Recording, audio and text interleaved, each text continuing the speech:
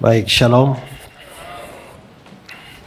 Baik saudara, di kebaktian terakhir ini saya akan berkhotbah dengan tema musuh yang bersemayam di dalam hati. Nah, setiap orang biasa tahu siapa musuhnya.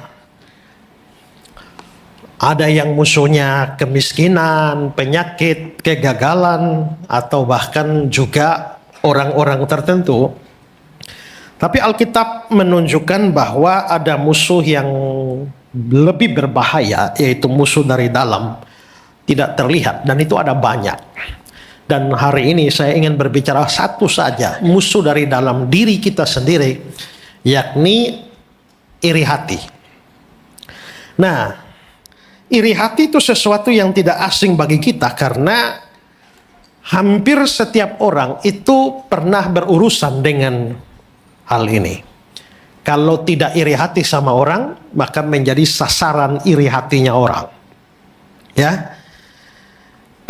Mungkin saudara pernah merasa iri terhadap keberhasilan, kesuksesan, kepandaian orang lain, kekayaan orang lain. Tapi bisa jadi juga keberhasilan saudara, kekayaan saudara, atau kesuksesan saudara menjadi sasaran iri hati.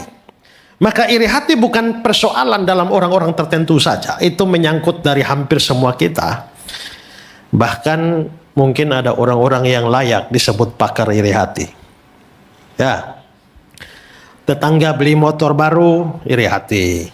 Teman naik jabatan, iri hati. Pelayanan orang lain lebih berkembang, iri hati. Lihat orang liburan, iri hati. Lihat orang posting foto di medsos, iri hati. Ya, bahkan ada orang-orang yang merasa iri hati karena orang lain bahagia. Seorang teman saya pernah berkhotbah dan dia bilang, orang iri hati itu orang lain beli motor dia yang meraung-raung. Ada orang beli kulkas dia yang kedinginan. Ada orang beli AC dia yang menggigil. Ada orang beli kompor dia yang kepanasan. Ada orang beli kasur baru dia yang nggak bisa tidur. Ya, ada orang beli sepatu baru kakinya yang gatal. Dan saudara-saudara, karena itu iri hati bukan persoalan kecil. Alkitab memandang serius dosa iri hati ini. Misalnya dalam Mazmur 37 ayat 1 dikatakan, jangan marah karena orang berbuat jahat, jangan iri hati kepada orang-orang yang berbuat curang. Jelas ada larangan eksplisit, jangan iri hati. Amsal 3 ayat 31, jangan iri hati kepada orang yang melakukan kelaliman. Bahkan bagi Alkitab menilai bahwa orang yang iri hati itu sesungguhnya adalah perbuatan kegelapan. Dalam Roma pasal 13 dia bilang, sebab itu marilah kita meninggalkan perbuatan-perbuatan kegelapan. Lalu di ujung ayat 13 ada iri hati. Maka iri hati itu dikelompokkan ke dalam perbuatan kegelapan. Lalu juga Paulus berkata, iri hati menunjukkan bahwa seseorang itu hidup dengan ciri manusia duniawi. Seorang yang telah percaya pada Tuhan harusnya sebagai manusia rohani. Tapi adanya iri hati menunjukkan bahwa itu adalah ciri hidup manusia duniawi. Dalam 1 Korintus 3 ayat 3. Karena kamu masih manusia duniawi, sebab jika di antara kamu ada iri hati, itu menunjukkan bahwa kamu manusia duniawi. Paulus juga menyebut iri hati sebagai perbuatan kedagingan. Dalam Galatia 5 ayat 19, perbuatan daging telah nyata, salah satunya iri hati. Maka dosa iri hati ini adalah dosa yang serius dibicarakan di dalam Alkitab. Perbuatan kegelapan, ciri manusia duniawi, dan itu perbuatan kedagingan. Nah, hari ini saya ingin berbicara lebih dalam soal iri hati. Pertama, mari kita bahas apa itu iri hati sebenarnya. Nah, iri hati itu berkaitan dengan orang dengan kemarahan tertentu. Tetapi apakah setiap kemarahan adalah iri hati? Belum tentu. Apakah kejengkelan terhadap orang lain adalah iri hati? Belum tentu juga. Apakah ketidaksenangan pada orang lain adalah iri hati? Belum tentu juga. Semua itu bergantung pada motivasinya. Motivasi ini sangat penting. Saya berkali-kali tekankan bahwa motivasi itu menentukan sekali. Bahkan dalam kebaktian keberapa tadi saya bilang, satu perbuatan yang pada dirinya sendiri mestinya baik, motivasinya jelek, itu jadi jelek. Datang ibadah itu baik, tapi begitu datang ibadah dengan motivasi salah, jadi tidak baik. Beri persembahan itu baik, tapi kalau motivasinya salah, jadi tidak baik. Melayani itu juga baik, tapi melayani dengan motivasi salah, itu jadi tidak baik. Nah, karena itu saudara-saudara, segala macam hal itu harus dilihat dari iri hati. Nah, dari motivasinya. Nah, sekarang saudara, untuk mendapatkan gambaran Alkitab tentang iri hati itu apa sebenarnya, saya ingin mengajak kita melihat satu teks, yaitu Matius pasal 20. Matius 20 mulai ayat 1. Adapun hal kerajaan surga sama seperti seorang tuan rumah yang datang pagi-pagi benar keluar mencari pekerja untuk kebun anggurnya. Setelah dia sepakat dengan pekerja-pekerja mengenai upah sedinar sehari, dia menyuruh mereka ke kebun anggurnya. Kira-kira pukul 9 pagi dia keluar pula, dan dilihatnya ada lagi orang-orang yang menganggur di pasar. Katanya pada mereka, pergi jugalah kamu ke kebun anggurku. Apa yang pantas akan kuberikan padamu? Dan mereka pun pergi. Kira-kira pukul 12 dan pukul 3 petang dia keluar pula melakukan hal seperti tadi. Kira-kira pukul 5 petang ia keluar lagi dan mendapati orang lain pula. Lalu katanya pada mereka, mengapa kamu menganggur saja di sini sepanjang hari? Kata mereka kepadanya, karena tidak ada orang mengupah kamu.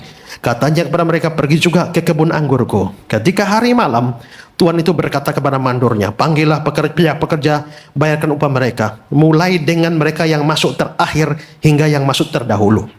Maka datanglah mereka yang mulai bekerja jam 5, dan mereka menerima masing-masing 1 dinar. Kemudian datang mereka yang masuk terdahulu, sangkanya akan mendapat lebih banyak, tapi mereka pun menerima masing-masing 1 dinar juga. Ketika mereka menerimanya, mereka bersungut-sungut pada Tuhan itu. Katanya, mereka yang masuk terakhir ini hanya bekerja 1 jam, dan engkau menyamakan mereka dengan kami sehari suntuk bekerja berat dengan menanggung panas terik matahari. Tapi Tuhan itu menjawab seorang dari mereka, saudara, aku tidak berlaku tidak adil terhadap engkau. Bukankah kita telah sepakat sedinar sehari? Ambil bagianmu, pergilah. Aku mau memberikan kepada orang yang masuk terakhir ini sama seperti kepadamu. Tidakkah aku bebas mempergunakan milikku menurut kehendak hatiku? Atau iri hatikah engkau karena aku murah hati? Nah, saudara, memang konteks ayat ini berbicara soal hal kerajaan surga yang mempunyai makna yang lain. Tapi karena kalimat terakhir ini, atau iri hatikah engkau karena aku murah hati, maka sebenarnya kita bisa menarik definisi dari iri hati itu di sana. Perumpamaan ini menceritakan tentang ada pemilik kebun anggur. Lalu dia cari orang yang kerja pagi-pagi benar, di ayat yang ke-1 dan 2. Pagi-pagi benar, dan di situ ada perjanjian upah. Upah sedinar sehari. Artinya kerja 6 pagi sampai 6 sore, sudah sepakat harganya 1 dinar. Pukul 9 dia cari orang lagi, ayat 3 dan 4. Tapi kali ini dia tidak bicarakan harga. Dia hanya bilang di ayat 4, apa yang pantas akan kuberikan padamu. Yang pantas, tapi tidak ngomong harga. Lalu jam 12 dan jam 3 sore itu juga sama. Ayat yang ke-5, pukul 12 keluar, jam 3 juga, tapi tidak bicara harga. Lalu yang terakhir jam 5 sore, ya, ayat 6 dan 7, pukul 5 petang. Artinya dia hanya kerja 1 jam, karena jam 6 jam kerja selesai. Nah, saudara, ketika hari mulai malam, masalahnya sekarang pada pembayaran. Pembayaran diatur, yang masuk terakhir dibayar lebih dulu. Dikasih 1 dinar, padahal tidak ada bicara harga. Dikasih 1 dinar. Maka yang masuk pertama, bayangkan, kalau yang masuk saja 1 jam 1 dinar, mestinya yang masuk jam 3 sore mungkin 2 dinar. Yang masuk jam 12 3 dinar. Kita yang jam 9 pagi, ya 4 dinar, mungkin kita akan jadi 5 dinar. Ya. Tapi ternyata saudara, mereka pun dibayar 1 dinar. Ayat yang ke-10 itu. Tetapi mereka pun menerima masing-masing 1 dinar juga. Disinilah mulai masalahnya? Mereka mulai bersungut-sungut, ayat 11-12. Ketika mereka menerimanya, mereka bersungut-sungut pada Tuhan. Kata mereka, mereka yang masuk terakhir ini hanya kerja 1 jam dan engkau menyamakan dengan kami yang sehari suntuk kerja menanggung panas terik matahari. Dan tadi kita lihat ayat 13-15. Tuannya bilang, ya, kalau aku mau kasih mereka 1 dinar, iri hatikah engkau? Saudara, jelas pekerja pertama itu tidak senang. Tapi mari kita pikir, apakah pekerja jam 6 pagi dirugikan? Tidak. Karena mereka sudah punya perjanjian sehari sedinar. Kecuali perjanjian sehari sedinar, ternyata yang dibayar cuma setengah dinar. Itu tidak adil. Tapi perjanjiannya sehari sedinar dan mereka dibayar sesuai perjanjian. Artinya mereka tidak dirugikan. Lalu kenapa marah? Mereka tidak marah karena mereka dirugikan. Mereka marah karena orang lain diuntungkan. Nah, di sini persoalannya. Ya, seringkali kita merasa bahwa iri hati muncul karena kita kehilangan sesuatu. Sebenarnya iri hati itu lahir bukan dari kehilangan sesuatu. Dalam hal ini mereka tidak kehilangan. Mereka tetap beroleh 1 dinar, hak mereka tetap diterima secara penuh, berkat mereka tidak berkurang. Yang berubah itu pada orang lain, bukan pada diri sendiri. Orang lain ternyata menerima yang lebih banyak daripada yang mereka bayangkan. Dari situlah Yesus bilang, atau Tuhan itu bilang, atau iri hatikah engkau karena aku murah hati? Dan kalimat ini menjadi kunci untuk menemukan definisi. Iri hati sebenarnya lahir bukan daripada kekurangan diri sendiri. Iri hati lahir karena tidak bisa menerima kebaikan yang diterima oleh orang lain. Inilah konsepnya. Iri hati bukan karena marah karena kita dirugikan, tapi karena orang lain diuntungkan. Iri hati bukan marah karena kita diperlakukan tidak adil, tapi karena orang lain diperlakukan dengan kasih. Iri hati bukanlah marah karena kita diturunkan, tapi karena orang lain dinaikkan. Iri hati bukan karena marah karena kita dihina, tapi karena orang lain dipuji. Iri hati bukan karena kita direndahkan, tapi karena orang lain disanjung. Nah, saudara, perhatikan, fokus dari dosa iri hati bukan pada apa yang kita miliki, tapi pada apa yang dimiliki oleh orang lain.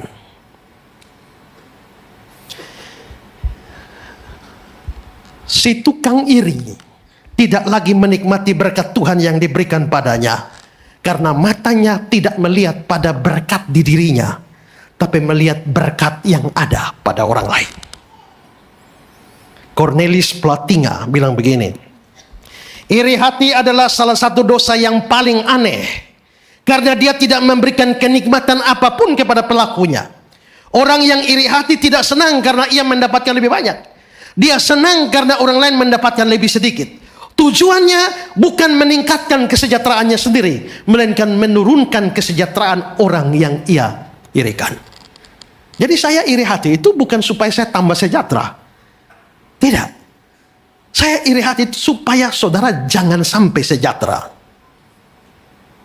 Karena itu marilah kita koreksi diri kita. Kira-kira ada perasaan aneh seperti itu dalam diri kita? Ya. Kalau rekan kerja dapat promosi, bagaimana perasaan saudara? Ada rasa tidak enak? Apakah saudara pernah gelisah ketika teman saudara dipuji? Apakah saudara pernah tidak senang kalau lihat pelayanan orang lain lebih berkembang? Apakah saudara pernah diam-diam berharap agar orang lain gagal?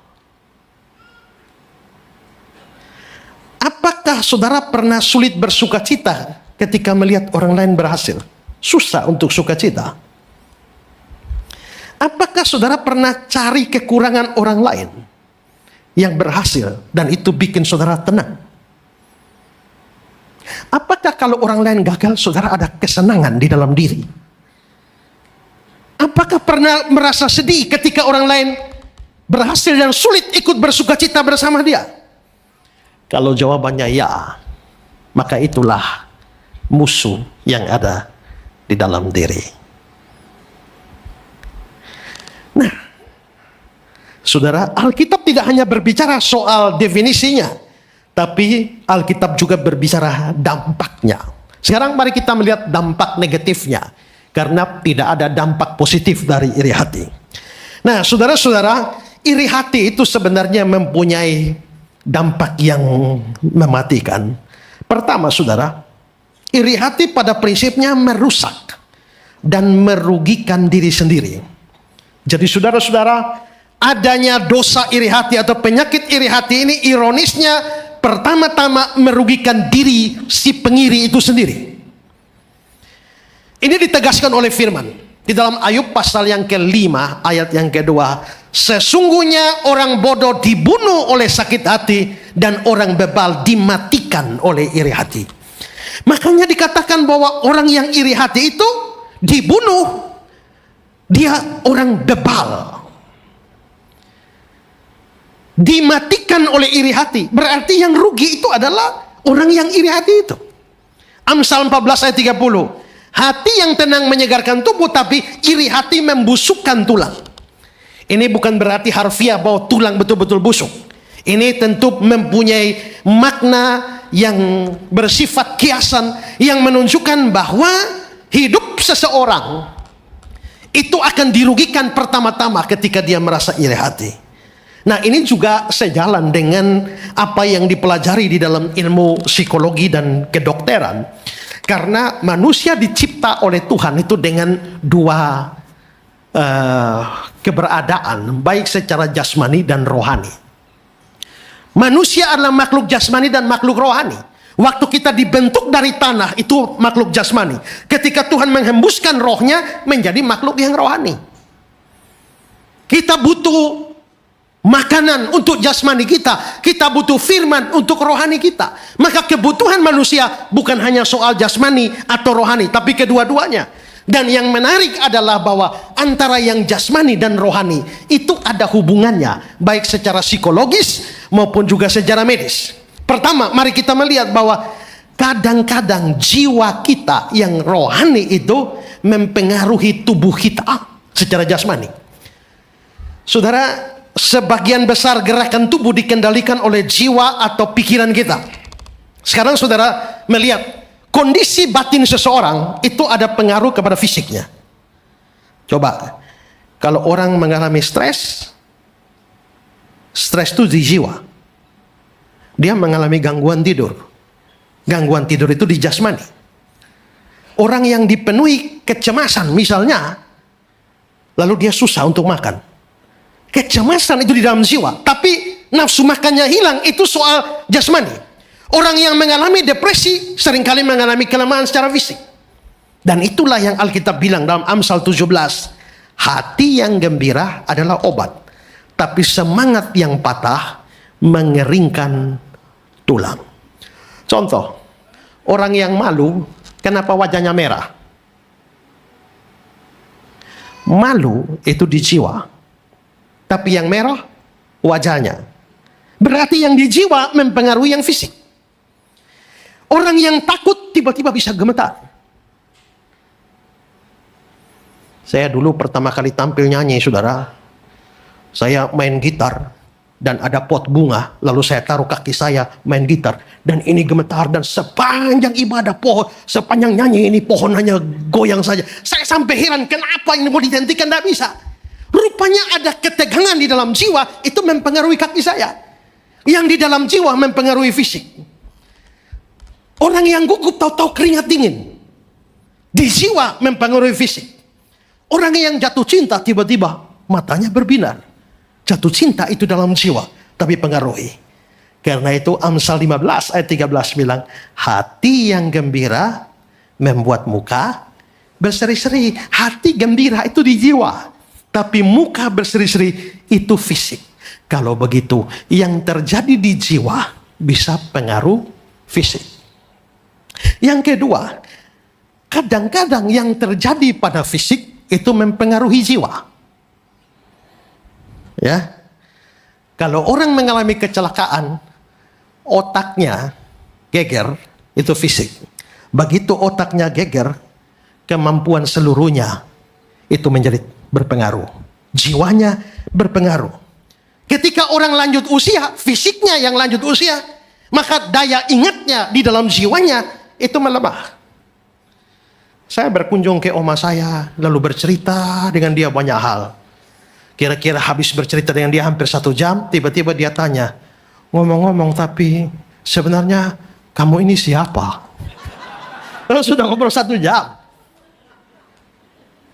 Kenapa? Saking tuanya, itu organ-organ fisiknya tua, itu mempengaruhi daya ingatnya. Ada penyakit-penyakit tertentu yang menyebabkan terjadi perubahan kepribadian dan emosi. Artinya saudara, dari sini kita bisa lihat antara jiwa dan tubuh kita itu saling pengaruh. Kadang-kadang tubuh mempengaruhi jiwa, kadang-kadang jiwa mempengaruhi tubuh.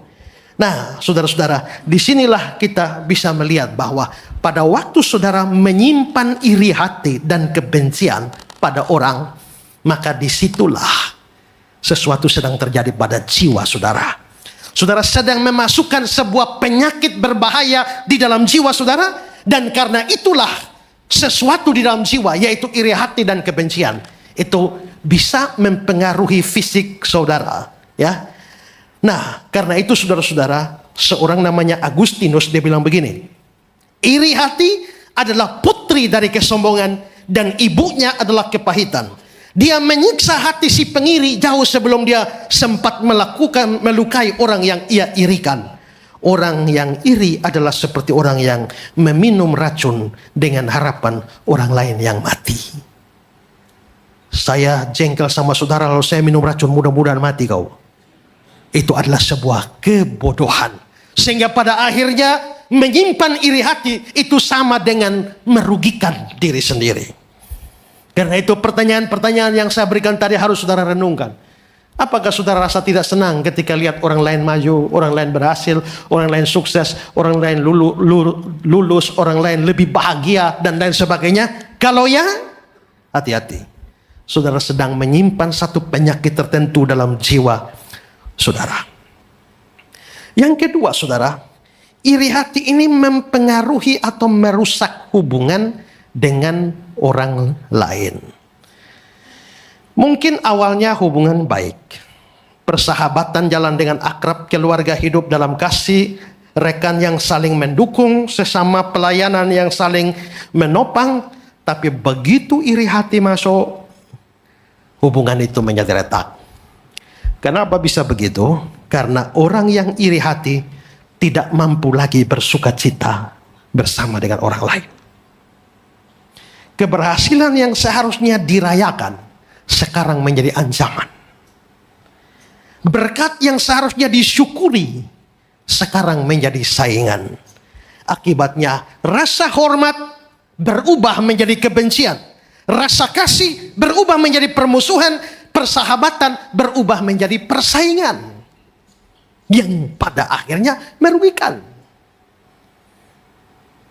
Saya membaca tulisannya De Mello ketika dia bercerita tentang ada guru yang punya 2 murid.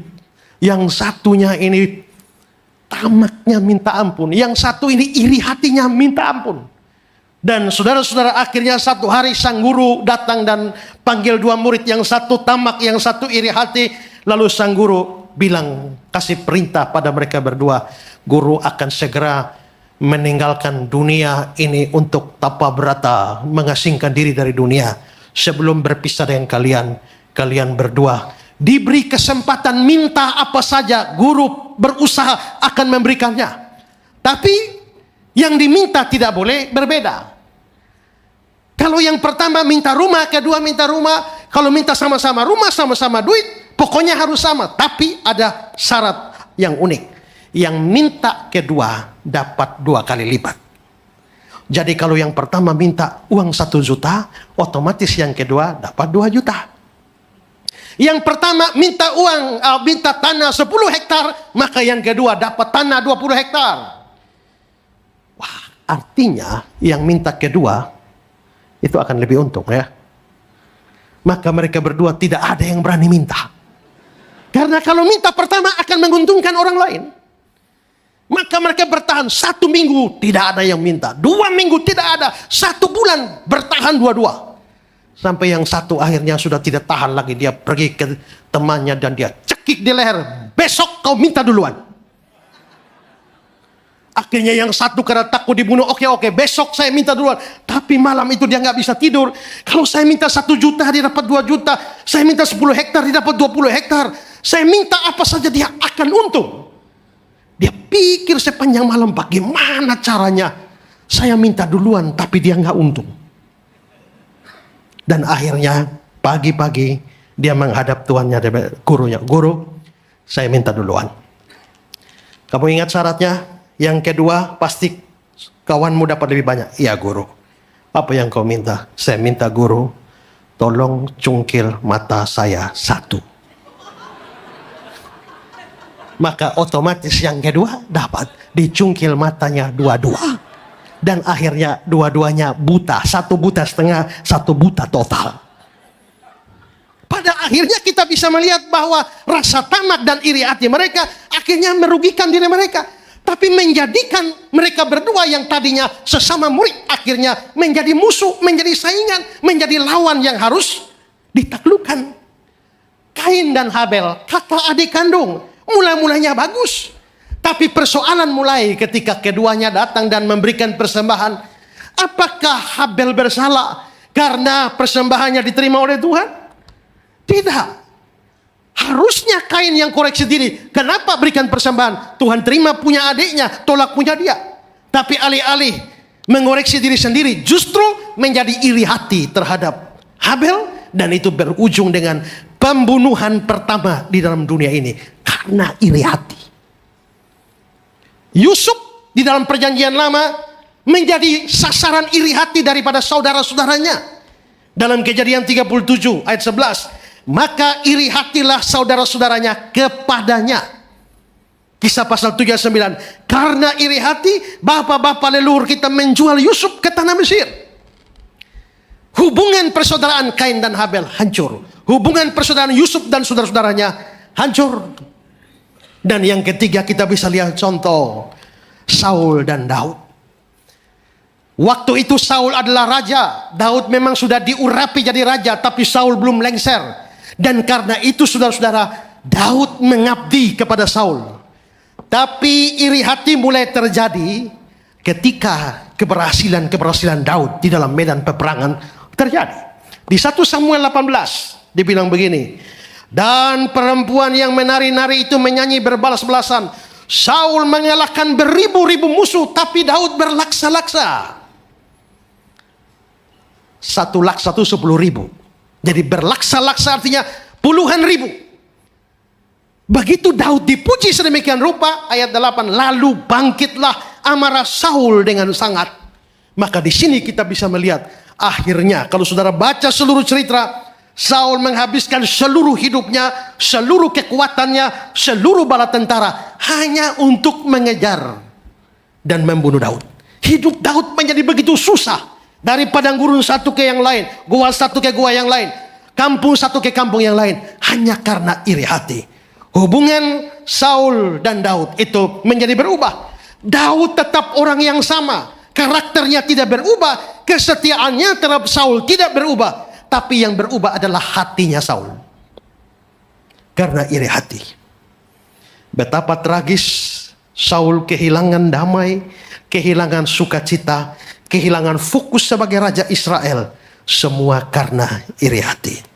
Saudara, kasus Kain dan Habel, kasus Yusuf dan saudara-saudaranya, kasus dari Daud dan Saul, dan masih banyak kasus yang lain menunjukkan bahwa kita menemukan sebuah pola yang sama. Kain menghancurkan hubungan dengan adiknya. Saudara-saudara Yusuf menghancurkan hubungan dengan Yusuf. Saul menghancurkan hubungan dengan Daud. Semua karena iri hati. Dan pola yang sama masih berlaku hari ini. Banyak persahabatan, banyak persaudaraan, banyak pelayanan, banyak gereja mengalami konflik hanya karena iri hati terhadap yang lain. Ada orang yang tidak senang melihat orang lain dipakai Tuhan. Ada orang yang kecewa karena orang lain lebih dihargai. Ada orang yang mulai menjatuhkan nama sesamanya hanya karena tidak rela dia berhasil. Iri hati seringkali tidak muncul dalam bentuk yang kasar, tapi dengan halus, dalam gosip, dalam sindiran, dalam fitnah, dalam kritik yang lahir dari hati yang tidak rela melihat kebaikan orang lain. C.S. Lewis bilang begini, ada dua jenis orang. Mereka yang berkata kepada Allah, jadilah kehendakmu. Dan mereka yang berkata kepada siapa, Allah akhirnya berkata, jadilah kehendakmu. Namun di antara kedua kelompok itu terdapat mereka yang hidupnya habis digunakan untuk mengurusi apa yang orang lain miliki daripada apa yang mereka sendiri perlukan. Iri hati adalah satu-satunya dosa yang sama sekali tidak memberikan kesenangan kepada pelakunya. Karena kesenangan satu-satunya yang dimiliki hanyalah penderitaan orang lain. Maka di sini kita semua harus menguji hati kita. Apakah kita sungguh-sungguh bersuka cita dengan keberhasilan orang lain? Kalau gereja orang lain tahu-tahu lebih maju dari gereja kita, bagaimana perasaan kita? Kalau usaha orang lain lebih maju, bagaimana? Saya selalu bilang, biasanya iri hati itu datang pada bidang yang sama. Kalau di sini jual bakso, sebelah jual semen. Waktu bakso laris, toko semen iri hati apa tidak? Kemungkinannya tidak. Kemungkinan besar tidak. Tapi yang di sini jual bakso, yang sini jual bakso. Ternyata bakso yang di sana lebih laris. Iri hati? Kenapa? Karena sama-sama bakso. Bidang yang sama itu yang menjadi soal. Kalau saya melihat, misalnya, saya kalau melihat orang lain bermain musik, hebat sekali. Saya senang-senang saja. Karena itu bukan bidang saya. Tapi kalau saya pengkhotbah terus saya lihat, ada pengkhotbah lain lebih hebat ya. Ada pengkhotbah lain lebih laris ya. Ada pengkhotbah lain lebih dikagumi ya. Bidangnya sama, yaitu sama-sama pengkhotbah. Di situ jadi soal.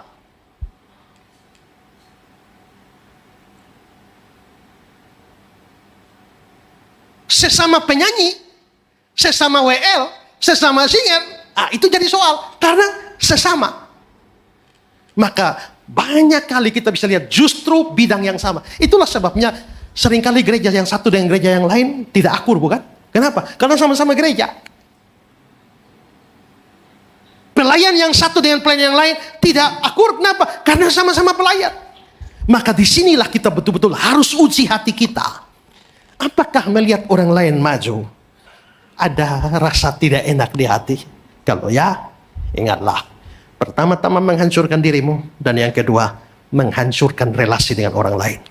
Yang ketiga, iri hati mempengaruhi atau merusak hubungan dengan Allah. Mengapa bisa begitu? Karena iri hati sebenarnya bukan sekedar hubungan dengan sesama, tapi merupakan persoalan hubungan dengan Tuhan. Pertama, Tuhan melarang iri hati. Firman Tuhan melarang iri hati. Kalau saudara iri hati, saudara bertentangan dengan Tuhan. Maka saudara melanggar apa yang Tuhan larang, dan itu berarti persoalan pertama, dosa terjadi. Tapi saudara, yang kedua adalah bahwa iri hati seringkali merupakan bentuk ketidakpuasan terhadap cara Tuhan membagikan berkat-Nya. Dan itu seringkali tidak disadari. Orang yang sekarang saudara ya, kalau misalnya saya pengkhotbah, Bapak pengkhotbah, ya. Lalu begitu Bapak melihat saya khotbah lebih baik dari Bapak mulai iri hati. Pertanyaannya begini, yang kasih kemampuan berkhotbah dengan baik itu siapa sih? Tuhan. Maka waktu Bapak iri hati dengan saya, sama dengan Bapak protes kepada Tuhan, kenapa memberikan dia kemampuan lebih daripada saya?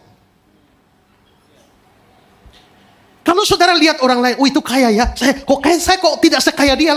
Pertanyaannya, siapa yang memberikan kepada orang itu kekayaan? Tuhan. Kalau Tuhan, maka sebenarnya saya sedang protes, Tuhan, kenapa Tuhan buat dia lebih kaya dari saya?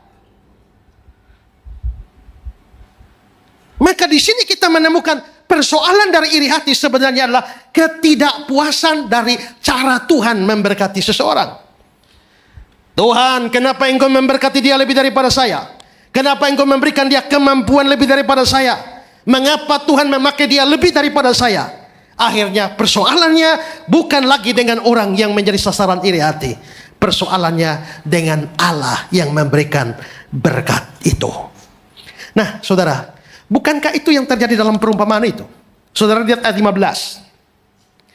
Tidakkah aku bebas mempergunakan milikku menurut kehendak hatiku? Atau iri hatikah engkau karena aku murah hati? Para pekerja sebenarnya tidak sedang mempersoalkan orang pertama, orang-orang terakhir. Mereka tidak puasnya kepada Sang Tuhan yang mau memberikan kepada yang terakhir sama dengan mereka.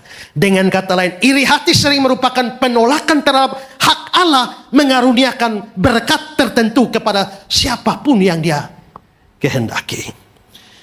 Saudara, tadi dalam kebaktian ketiga saya khotbah dari Mazmur 131. Daud berkata, Tuhan, aku tidak mengejar hal-hal yang terlalu besar dan terlalu ajaib bagiku. Kenapa Daud bilang begitu? Kenapa firman Tuhan bilang begitu? Karena hal-hal ajaib di situ adalah hal-hal ajaib yang mendatangkan kesombongan. Pertama, karena Tuhan benci kesombongan.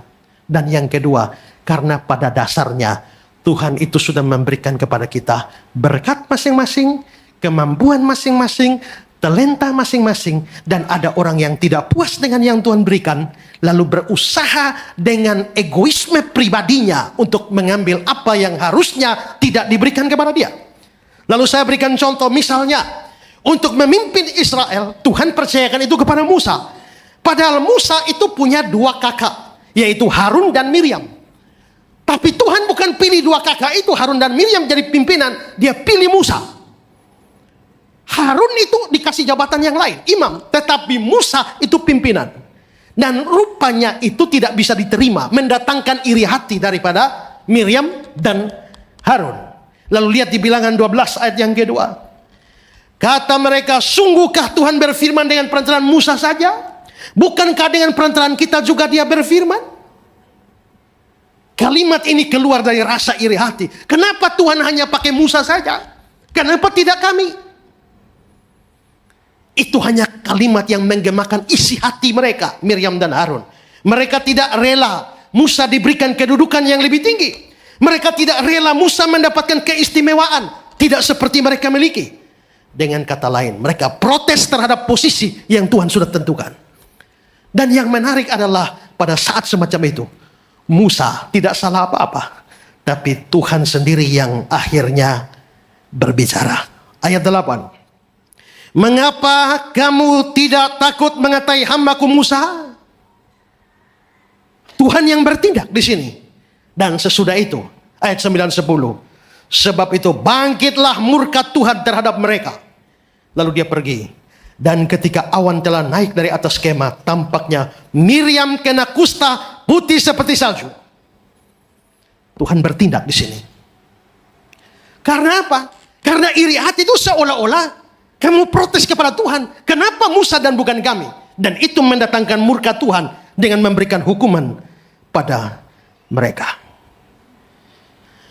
Iri hati itu merusak hubungan dengan diri sendiri, merugikan diri, merusak hubungan dengan orang lain, dan pada akhirnya mendatangkan hajaran dari Tuhan. Ada pelajaran yang penting yang harus kita ingat. Setiap berkat yang dimiliki orang lain itu datangnya dari Tuhan. Tuhan berkedaulatan untuk memberikan talenta kepada siapa? Kepada seorang dia bisa kasih talenta yang banyak, kepada orang sedikit saja. Tuhan berdaulat menentukan siapa yang dapat kesempatan tertentu. Tuhan berdaulat menentukan siapa yang dipakai di dalam pelayanan ini. Tuhan berdaulat menentukan siapa yang terima kekayaan, siapa yang terima kepandaian, siapa yang terima kegantengan, siapa yang terima kecantikan, kemampuan atau pengaruh lebih besar. Semuanya Tuhan. Dan sebagai manusia, kita tidak punya hak protes Tuhan. atas berkat, talenta, kemampuan, kekayaan, kepandaian, atau segala kebaikan yang dia kasih kepada orang lain. Karena itu saudara, tiap kali benih iri hati muncul di dalam diri saudara, sadar, itu bisa merusak hubunganmu dengan Tuhan. Ya, lihatlah kepada Tuhan. Percayalah bahwa dia tidak pernah keliru di dalam membagi-bagi berkat-Nya. Percayalah dia kenal setiap kita. Dia tahu apa yang terbaik bagi kita masing-masing. Tadi saya pakai ilustrasi, ya, kalau Tuhan sudah kasih saya dengan tertentu. Ukuran sepatu saya ini 42. Tapi begitu saya lihat Bapak ini ukurannya 44. Lalu jadi iri hatilah saya. Kenapa dia 44? Saya 42 saja. Lalu saya ambil sepatunya. Jadi bermanfaat buat saya? Tidak. Kenapa? Karena itu bukan ukuran yang diberikan pada saya. Ukuran saya 42. Begitu saya ambil ukuran orang lain, menjadi tidak bermanfaat bagi saya. Tuhan itu sudah atur sedemikian karena dia tahu. Karena itu, seperti kata Timothy Keller, obat sejati bagi iri hati bukan berusaha lebih keras untuk tidak iri. Bukan. Itu bukan obatnya. Itu hanya menekan simptom atau gejala tanpa menyentuh akarnya. Obat sejati bagi iri hati adalah memandang salib Kristus. Di salib kita melihat bahwa Allah telah memberikan yang paling berharga, anaknya sendiri bagi kita yang sama sekali tidak layak menerimanya. Ketika kita benar-benar memahami anugerah yang telah kita terima dalam Kristus, keberhasilan orang lain tidak lagi mengancam kita. Karena kita sudah memiliki sesuatu yang jauh melampaui semua yang bisa ditawarkan oleh dunia ini. Tuhan sudah kasih saya dengan kemampuannya sendiri. Saya tidak perlu iri sama orang. Dan saudara tidak perlu iri sama saya. Tuhan membagikan karunia-karunia. Kadang-kadang ada karunia yang hebat-hebat, tapi ada yang karunianya hanya kecil-kecil saja. Kalau untuk berkhotbah, saya tahu Tuhan kasih saya karunia itu. Untuk mengajar, Tuhan kasih saya karunia itu. Bahkan untuk berdebat melawan musuh-musuh Injil, saya diberikan karunia untuk itu. Sampai satu hari, saya melihat sebuah video di mana ada KKR di stadion, lalu seorang pendeta mulai berkhotbah dan dia tutup mata. Tuhan bicara dengan saya. Ada seorang ibu yang sudah sekian tahun ini kena kanker, hadir di tempat ini pakai baju merah. Tiba-tiba di kamera sorot, ibu itu turun dari sana, datang dalam nama Yesus. Malam itu kesembuhan terjadi. Lalu saya lihat Tuhan, kalau saya sudah khotbah sebagus ini, ngajar sebagus ini, tambah kalau doa saya bisa lihat ini dan lihat itu, lalu saya doakan orang sakit sembuh. Wow, saya mau. Akhirnya saya datang dan doa puasa, minta supaya saya dapat yang itu juga. Saya doa puasa hari ke-17, saya akan doa puasa, tidak makan, tidak minum, hampir mati. Akhirnya batal hari 17. Setelah itu puasa ulang lagi, kali ini dengan minum. Selesai sampai hari ke-30.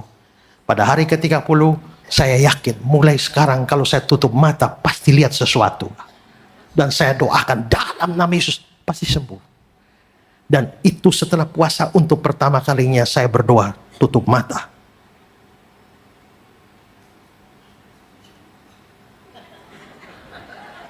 Gelap. Kucing lewat juga saya tidak tahu. Mungkin saya tidak lihat apa-apa. Tapi kalau saya doa, orang bisa sembuh. Akhirnya ada orang sakit.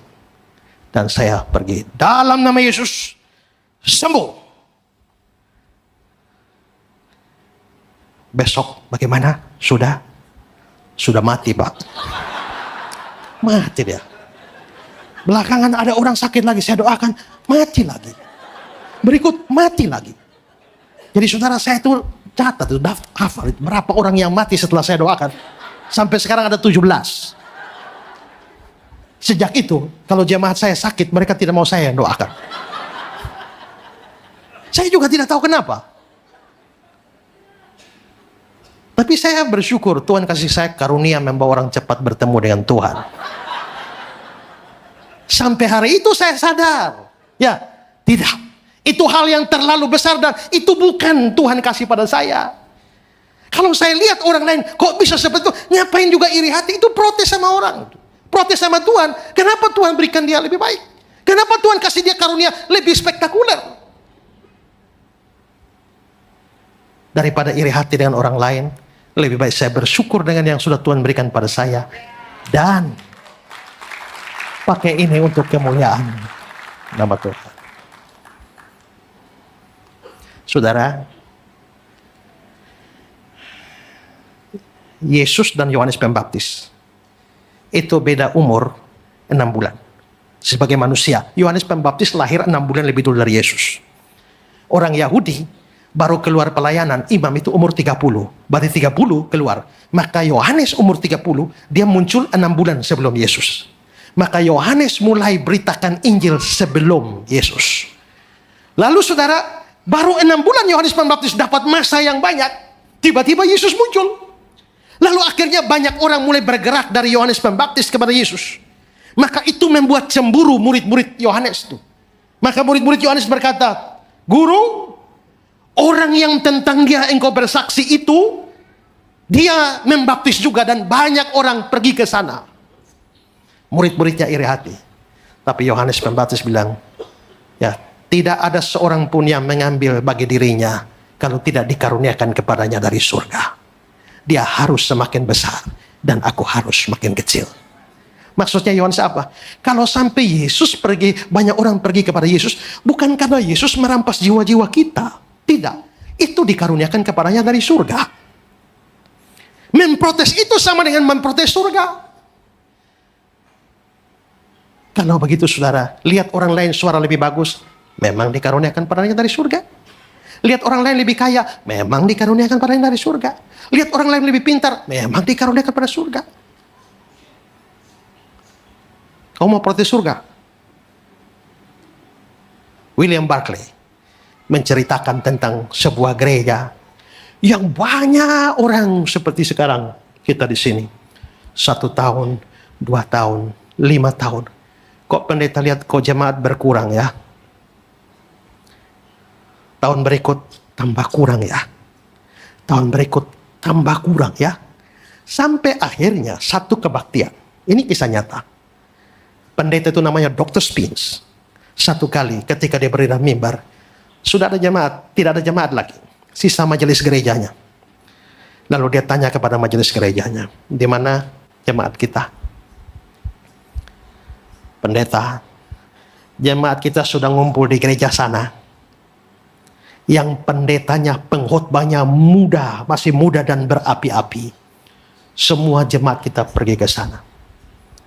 Lalu Dr. Spence bangun. Saya kira kita perlu menuruti atau meneladani jemaat-jemaat kita. Mari kita semua pergi beribadah di sana.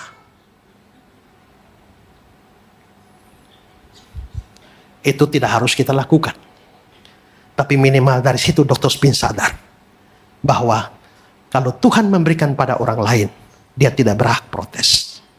Obat bagi iri hati itu adalah selalu lihat Tuhan kasih masing-masing dengan berkatnya sendiri, dengan karunia, dengan kemampuan sendiri. Jangan protes pada Tuhan. Ya, karena itu biarlah masing-masing kita periksa diri. Ada iri hati, buang. Merugikan diri, merugikan sesama, dan merusak hubungan dengan Tuhan. Ada musuh yang paling bahaya di dalam diri kita, dan musuh itu adalah iri hati. Daripada iri hati, mending lihat diri, lihat anugerah yang diberikan, lihat berkat yang sudah diterima, lihat segala macam kasih karunia yang sudah Tuhan berikan, dan bersyukurlah. Mari kita bangkit berdoa. berterima kasih untuk semua berkat yang Tuhan berikan jauh lebih baik daripada iri hati dengan berkat orang lain. Menyadari bahwa setiap hari Tuhan kasih kita berkat.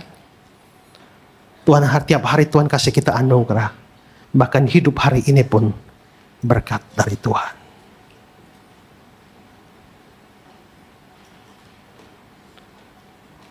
Ketimbang iri hati, berterima kasihlah pada Tuhan.